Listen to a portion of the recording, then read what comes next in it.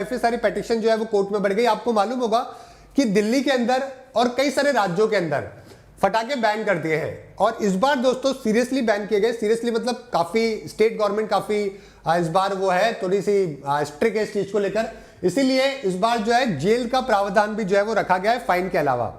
दिल्ली के अंदर भी आपको मालूम है बैन लगा दिए गए, चाहे ग्रीन क्रैकर हो चाहे कैसे भी क्रैकर हो, सबके ऊपर बैन लगा दिया गया है ना। आप प्रोडक्शन करना, स्टोरेज करना, सेल करना और फायर क्रैकर करना मतलब फटाके फोड़ना, ये सारा का सारा बैन है। सुप्रीम कोर्ट के अंदर एक भाई साहब है जो कि चले गए कि नहीं नहीं फटाके तो ऑन करो, फटाके बैन नहीं होने चाहिए, और कोई नहीं दोस्तों, नन अदर देन बहुत ही फेमस बहुत ही इंटेलेक्चुअल मनोज तिवारी जी जो है वो सुप्रीम कोर्ट में पेटिशन में चले गए। सुप्रीम कोर्ट ने बोला एक काम करो, आपके पास ज्यादा पैसे हैं तो आप उस पैसों से मिठाइयां खरीदो और लोगों को सांस लेने दो ठीक है। तो ये पेटिशन है जो कि सुप्रीम कोर्ट ने रिजेक्ट कर दी, जिसमें बैन को लिफ्ट करने की बात है जो कि करी जा रही थी। ठीक है, तो इस बार बैन के अंदर ग्रीन क्रैकर को भी इंक्लूड किया गया है। तो पहले तो ये समझेंगे कि ग्रीन क्रैकर क्या होता है। इसी प्रकार के सिमिलर पेटिशन दोस्तों कई जगह पे लगाए गए, सुप्रीम कोर्ट ने सबको बैन कर दिया। पहले तो समझिए, बहुत बार बच्चे पूछते हैं कि सर ये ग्रीन क्रैकर होते क्या है ना। देखो ग्रीन क्रैकर जो बनाए गए थे ये इसलिए बनाए गए थे ताकि लो इमिशन क्रैकर होते हैं।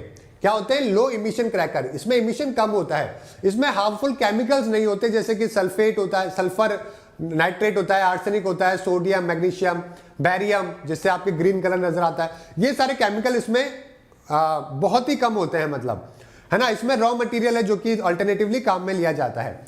इससे डस्ट भी कम प्रोड्यूस होती है और नियर बाय ऐसा बोला जाता है कि 30% एयर पोल्यूशन कम होता है नॉर्मल फटाकों से कंपैरेटिवली आपके ग्रीन क्रैकर के। 3 प्रकार के होते हैं। एक तो होते हैं एल्सवास सेफ वाटर रिलीजर, ये हल्का हल्का सा वाटर रिलीज करता है जो कि डस्ट को नीचे कर देता है। स्टार होते हैं सेफ थर्माइट क्रैकर, इसमें कोई पोटेशियम नाइट्रेट, सल्फर और ये सब नहीं होते। और एक होता है सेफ मिनिमल एल्यूमिनियम, जिसको सफल कहते हैं। इसमें बहुत ही कम एल्यूमिनियम का यूज है जो कि किया जाता है और बहुत ही लेस नॉइजी होता है। अब आप बोलोगे सर ये ग्रीन क्रैकर का तो क्या ही फायदा है, इसमें आवाज तो इतनी खतरनाक आती नहीं है, क्योंकि फटाकों का मतलब है जोर से आवाज आना। याद है आपको, हम लोग फटाके लेके आते थे बचपन में, तो जितना जोर से वो फटता था ना उतनी जोर से मजा आता था कि वाह यार क्या मुर्गा चाप फटाका दिया है इस बंदे ने दुकान वाला फेमस हो जाया करता था अगर उसके फटाकों में जोर से आवाज आया करती थी तो लोग वहीं पे जाया करते थे, है ना। और जो फटाकों में आवाज नहीं आती थी उसको गालियां खाता था वो कि यार 5 रुपए 2 रुपए खराब कर दिए। तो देखो क्या है कि ग्रीन क्रैकर के अंदर नॉइज पोल्यूशन थोड़ा कम होता है। नॉर्मली रेगुलर क्रैकर जो होते हैं वो 160 डीबी के आसपास आवाज है जो कि करते हैं, ग्रीन क्रैकर 100-120 के आसपास करते हैं। हमारा जो नॉर्मल जो हमारे जो कैपेसिटी होती है वो 85 की होती है ना। तो ग्रीन क्रैकर का भी लेवल थोड़ा ज्यादा ही है, लेकिन हमारे कान इतनी गाड़ियों की आवाज सुन सुन के थोड़े से मजबूत हो चुके हैं, तो 85 डीबी से ऊपर ही नॉर्मली हम लोग थोड़ा बहुत काम चला लेते हैं, बाकी ह्यूमन एयर बने इतने के लिए। अब यहाँ पे एक बहुत बड़ी डिबेट होती है। डिबेट ये होती है कि क्या पोल्यूशन सिर्फ और सिर्फ दिवाली के दिन ही होता है? क्या ये बात वैलिडेट है कि सिर्फ दिवाली के दिन ही बैन करना? इसको लेकर काफी सारी कंट्रोवर्सी होती है, काफी सारे लोग हैं जो कि अपनी अपनी राय देते हैं। देखो पोल्यूशन के बहुत सारे कारण होते हैं। एक तो होता है आपके क्रैकर, एक आपके व्हीकल्स, एक आपके इंडस्ट्रीज, ठीक है, और भी बहुत सारे एंड सो ऑन, मतलब एंड सो ऑन बहुत है, मतलब नंबर तो खैर लिस्ट बहुत लंबी चौड़ी है। अब इन सब में से वन ऑफ द कारण है जो कि आपका क्रैकर है, वन ऑफ द कारण। ऐसा नहीं है सारा पोल्यूशन इसी वजह से हो रहा है एक दिन के बंद करने से, लेकिन ठीक है अगर 10 में से अगर एक पॉइंट के ऊपर काम किया जा रहा है तो ठीक है, एक के ऊपर भी करना चाहिए, दूसरे के ऊपर भी, सबके ऊपर ही करना चाहिए। लेकिन अभी फटाकों का सीजन है तो इसलिए क्रैकर के ऊपर बात हो रही है। अब दूसरा ये भी इशू आता है कि चलो ठीक है, समझ में आ गया कि चलो ठीक है वन ऑफ द कारण है तो उसके ऊपर काम करना चाहिए, बिल्कुल करना चाहिए। अब क्या फटाके सिर्फ दिवाली के दिन ही फूटते हैं क्या? ये भी एक कारण है। कई लोग बोलते हैं कि भाई दिवाली पे भी है तो दिवाली पे बैन लगा दिया, क्रिसमस पे भी बैन लगाओ, न्यू ईयर पे भी फटाके फोड़ने पे बैन लगाओ, शूटिंग वूटिंग होती है पिक्चरों की तो वहां पे भी बहुत सारे फटाके फूटते हैं, रेड कारपेट जो होता है, आईपीएल के मैचेस होते हैं, आईपीएल के मैचेस में देखा होगा आपने, है ना, कई सारे दिवस होते हैं, जैसे कि राजस्थान दिवस होता है तो नारगढ़ है जयपुर के अंदर, वहां पे भयंकर 10-20 लाख रुपए के फटाके तो गवर्नमेंट फोड़ ही देती है।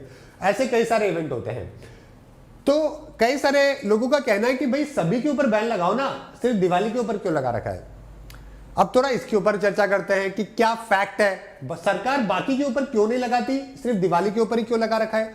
कुछ तो कारण होगा, ऐसा तो हो नहीं सकता। तो देखो इसका कारण पता है क्या है कि हमारे यहाँ पे पूरे इंडिया के अंदर जो फटाकों का जो मार्केट है ना, वो है दोस्तों 20,000 करोड़ का। कितने का? 20,000 करोड़ रुपए के फटाके हैं जो कि एक साल के अंदर हमारे देश में बेचे जाते हैं। इसमें से दोस्तों 80% जो भी सेल होती है ना फटाकों की, वो दोस्तों दिवाली के टाइम होती है। ठीक है, ये जो आपकी एसोसिएशन है ना इन सब की भी, उनके द्वारा बताया गया है कि 20,000 करोड़ की सेल होती है और उसमें से 80% जो सेल होती है वो दिवाली के टाइम पे होती है। अब बाकी के जो ये 20% है ना, ये आपको यहां पर देखने को मिलते हैं न्यू ईयर के ऊपर, क्रिसमस के ऊपर, शूटिंग के टाइम पे, रेड कारपेट के टाइम पे, आईपीएल के टाइम पे, स्थापना दिवस के टाइम पे, किसी के बर्थडे के टाइम पे, ओके, इस तरीके से फटाके। तो इसलिए सरकार या कोई भी राज्य जो मेजरली कोशिश करता है फायर क्रैकर को रोकने की, वो दिवाली के टाइम पे करता है, क्योंकि 80% सेल उसी टाइम पे होती है। इसके अलावा एक और इंटरेस्टिंग फैक्ट बताता हूं आपको कि 20,000 करोड़ का जो बिजनेस होता है ना, इसमें से 400 करोड़ तो चाइना से भी फटाके आते हैं।